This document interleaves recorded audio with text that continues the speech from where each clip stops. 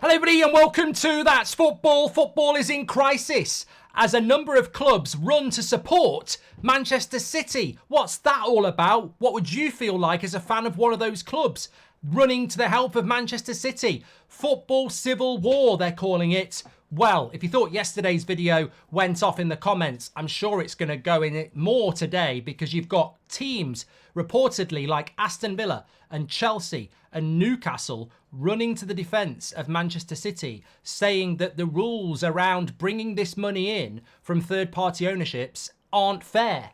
Have Man City played a blinder here?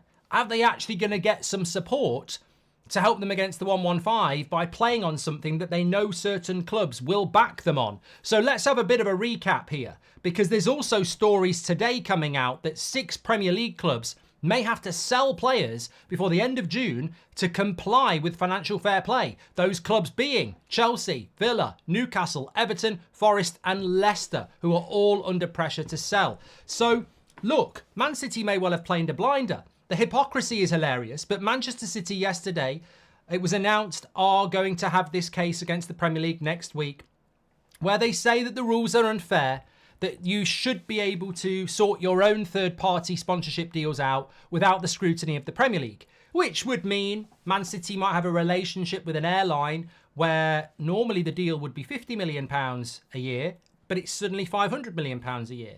And Man City are saying that that should be allowed to happen, or there should be a loosening of the rules on that. Now, apparently Aston Villa and Chelsea are in agreement. Newcastle are more on the fence, say the Telegraph, but the Mail has named Newcastle, Aston Villa and Chelsea. Now, this to me is shocking. And it must be very, very difficult for for Villa fans, maybe Man City fans, Chelsea fans, to know that your football club is running to the aid of Man City, who are probably only doing this because they want to muddy the waters against the 115 charges that predate this by a long way. Remember, the Man City case on Monday against the Premier League is in relation to rules that came in 2021 about third-party ownership sponsorship deals.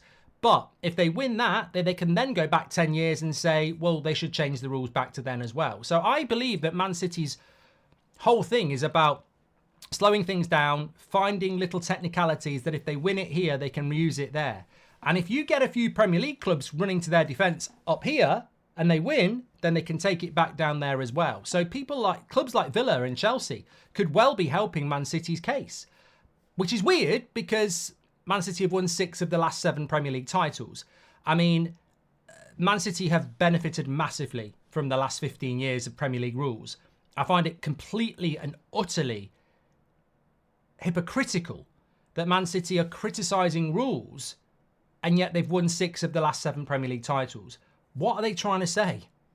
What are you trying to... I just don't... Can I just drop that there? Man City are complaining about rules that are not fair, but they've won 6 of the last 7 Premier League titles. Where did it go wrong? You know, where did it go wrong for them? But why are Villa and why are Chelsea potentially defending Manchester City? And what do you think about that if you're a Villa fan or you're a Chelsea fan or you're another Premier League fan and your club comes to Man City's defence? Because I thought about this last night. What if Man United suddenly came to the defence of Manchester City? And there is a scenario where it could have happened. If Sir Jim Ratcliffe hadn't bought Manchester United and United had been bought by Qatar, then they would have been in a situation where they're bloody loaded, but they're stuck with a club in debt that can only spend so much against financial fair play. And they've probably got a lot of businesses that they could sponsor Man United with and pump a load of money in. So we could have been in a situation where Qatar would have looked at it and gone, you know what?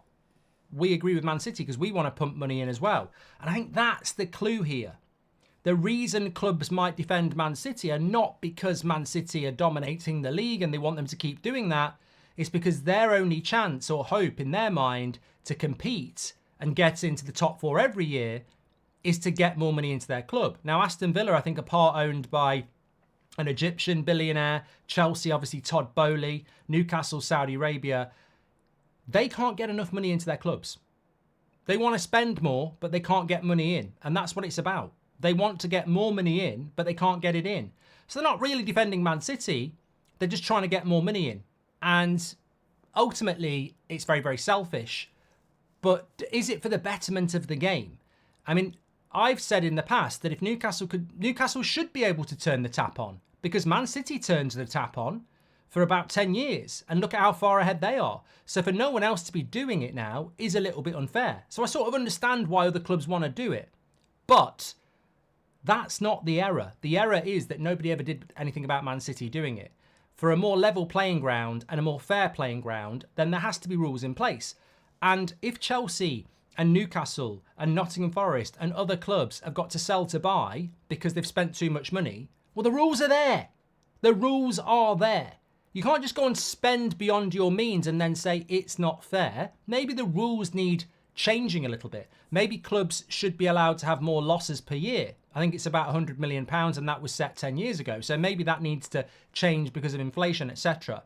But I would be concerned if I was a Villa fan that you are running to the defence of Manchester City, because by doing that, you are potentially helping Man City's case in getting off with the 115 for your own reasons. And this is what I mean about football in crisis. We do have a bit of a civil war because clubs are quite rightly looking at their own interests. But the bigger picture here is, I don't genuinely think Man City are looking at this and going, poor Villa, poor Newcastle, poor Chelsea, they can't spend money like we did. I think Man City are looking at it and going, you know what, if we do this, they will come with us and it might help us win. I think Man City are challenging this rule because they know other clubs will back them, because if they can win this case, it doesn't benefit them. But if they can win this case, it might benefit them on the charges from 10 years ago. So I think it's a masterstroke by Man City from a legal point of view to go after something that really isn't relevant to them. Man City are not the victims. Man City saying it's not fair that these third-party ownership sponsorship deals are controlled by the Premier League and we should be able to control them ourselves and inflate them. For Man City, that doesn't really matter. They're already making more revenue than any other club in the Premier League. They're already dominating the Premier League. I don't think they need this rule to change at all. I think they've looked at it and gone, if we can change this rule, it will throw into jeopardy the rule of 10 years ago where they're trying to get us. And if we appeal this rule here, these clubs would benefit from it, so they're going to back us as well. This is what high-end lawyers do, and that's what Man City are paying for. It's tactical, purely tactical.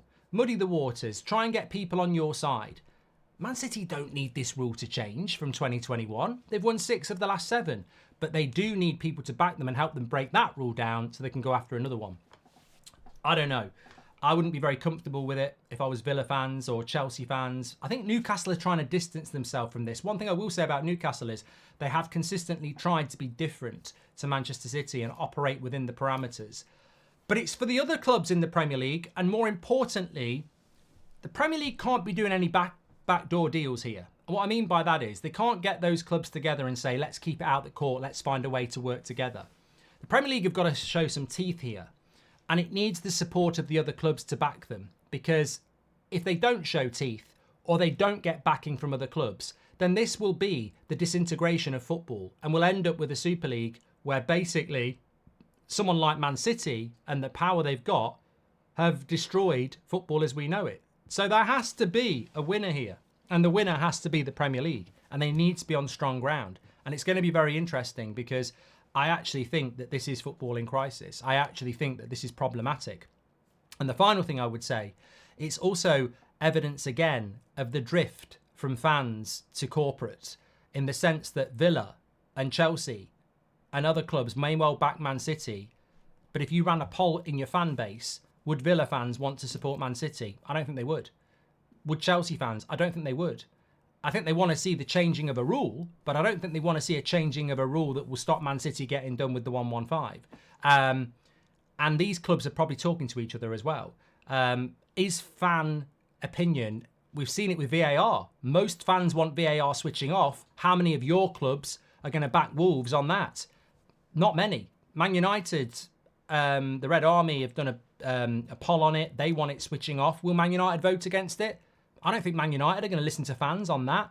Are clubs listening to fans? Are we heading towards franchise models where rich owners all in it together just focus on each other? Get your comments in. Smash a like on the video. I'll speak to you on the next one.